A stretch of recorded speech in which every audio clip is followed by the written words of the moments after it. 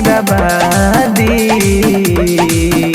अरे कोनो दिक्कत नहीं है, हम तोहरे से करब शादी, चाहे गुंडा हो चाहे अपराधी। सुना, हम तोहरे से करब शादी, चाहे गुंडा हो चाहे अपराधी।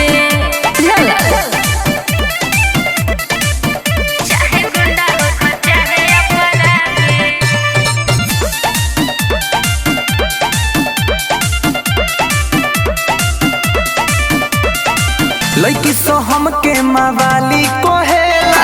शेर के साथे सिरनी रहेला। अच्छा,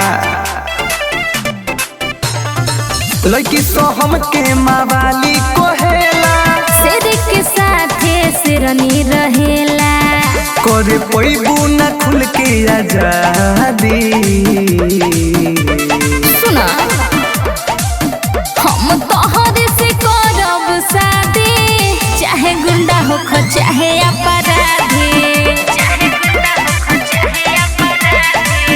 हम तोहरे से करब शादी, चाहे गुंडा हो चाहे अपराधी।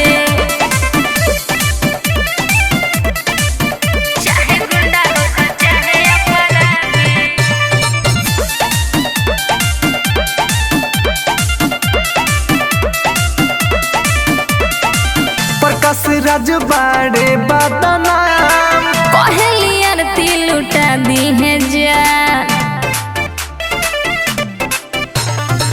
प्रकाश राज बाड़े बदनाम। पहलियर तिल उठा दी है जान।